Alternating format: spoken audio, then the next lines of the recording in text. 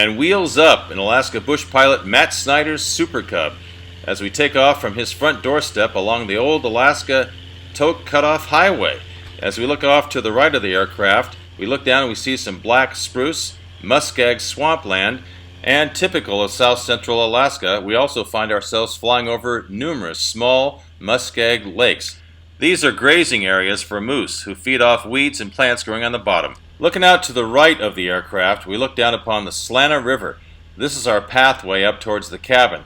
Here it's just a typical river meandering through the Alaska wilderness. And if you look closely, you can see some of the roadway down there. You won't see much in the way of wildlife from here on this trip. However, you often see moose, caribou, and even eagles occasionally. As we look off to Matt's left, we see the Slana River has changed from a typical river to what is known as a braided river, made up of not just one channel, but many meandering channels that are pretty much scarred out when the floods come in the spring with the snow and ice melt. As I look into the distance, I see the area beyond the Slana River, at first an old abandoned gold mine, and then off in the distance we pass over an airstrip, and finally our neighborhood along the banks of Mankomen Lake, a pristine blue, aqua blue lake in the middle of the Alaska wilderness.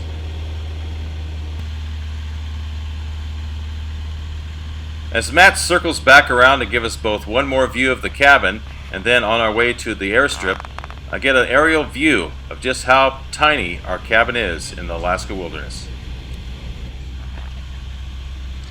Watch over Matt's shoulder as we come into the airport, which is not really an airport, but rather a dirt stripped runway that is actually half grown over with grasses and such. Just take a moment to appreciate the skill and effort it takes to land here safely.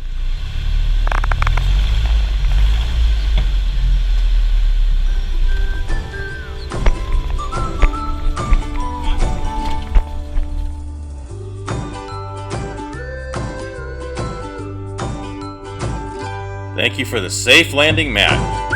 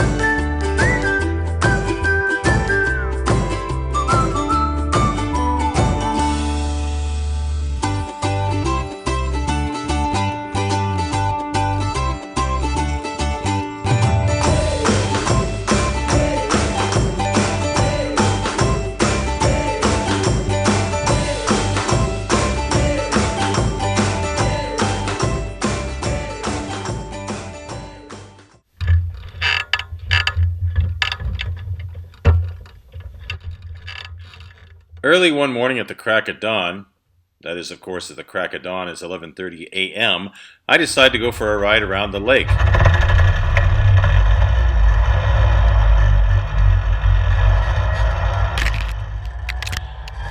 This is as good as the road gets. 2 sitz marks on either side of a tall berm that almost high centers the RV every time you hit the gas. This makes for a kind of a rough ride, but it's still pretty fun, right up until you knock yourself off. But we won't show how bad of a driver I can be.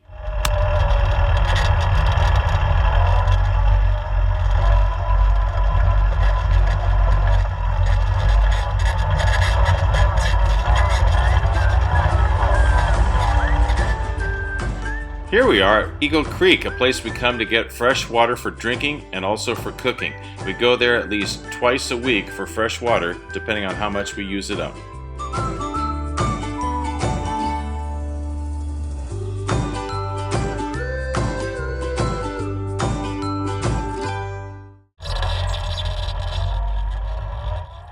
After getting our fill of fresh water, we head back down the driveway to the cabin. In the far distance, you can see Sugarloaf Mountain out in the distance. And also in the foreground, you begin to see the cabin coming into view, and to the right of that, you see the moose killer.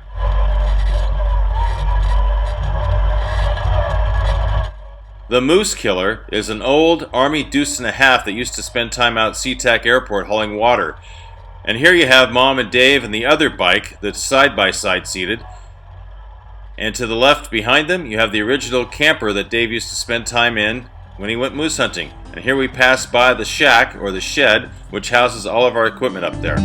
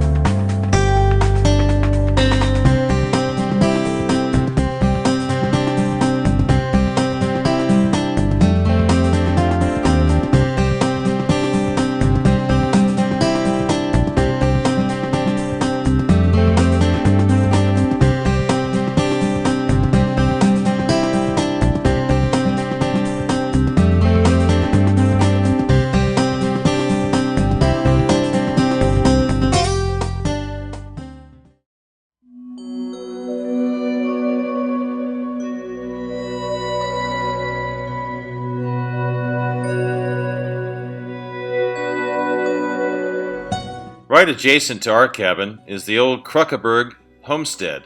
It was settled back in the 60s, and eventually they lived their lives.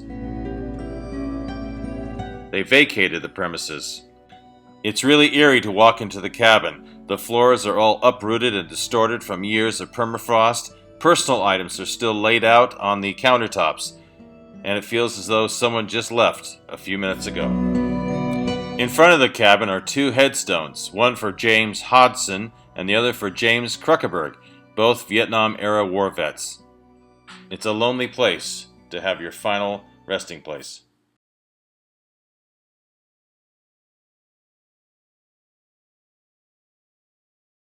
Well, my name is Scott. I'm here with Mark Vinci's Ribalizer up in Mankomen Lake, Alaska. And our grill isn't big enough, but we've got a propane oven over there. We're going to use that up, and we've got some big pork chop or pork ribs here getting ready to go. We're rubbing them up with Mark's famous rub-on sauce. In any case, we're going to use this for about 2 hours, and it should turn out just fine. All right, Mark, we're going to whip it out here. Been cooking for What would you say? 2 hours now. Let's see how it looks in a gas oven. Oh, look at that. Look at that. And they're done to perfection. Now, we'd tell you more, but we got to eat it. So, goodbye.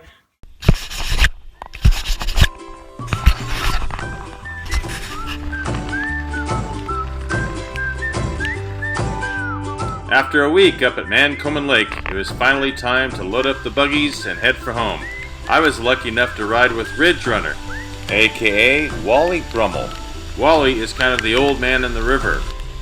Every time he comes down to the river, we rely upon his expert eye to get us safely from one end of the river down 30 miles to the end to get out safely.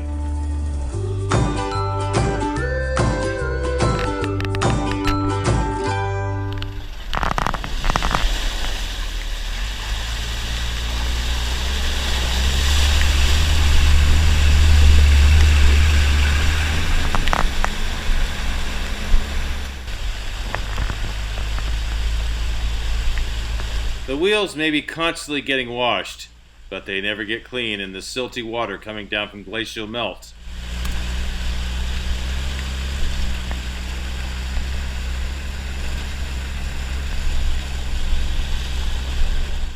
And this is the best path.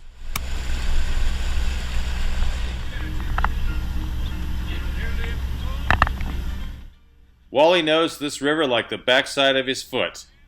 Well, pretty well anyway.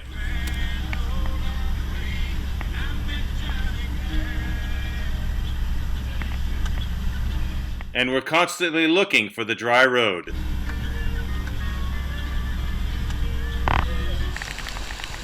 And we find it, the dry road. Well, at least the road anyway. We know where we're going.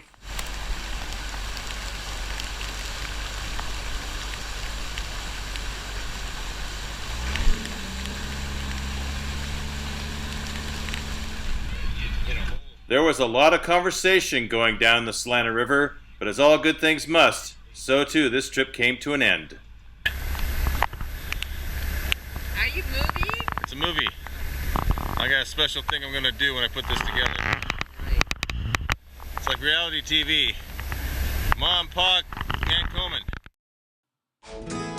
After spending the night in Fairbanks with Mom and Dave, I had to get up early the next morning and catch the train at 7 o'clock from Fairbanks to Anchorage. As I took my seat, I couldn't help but notice all the legroom. And then, as we pulled out from the train station, I began to look around and see what a lovely and comfortable and roomy train car I had.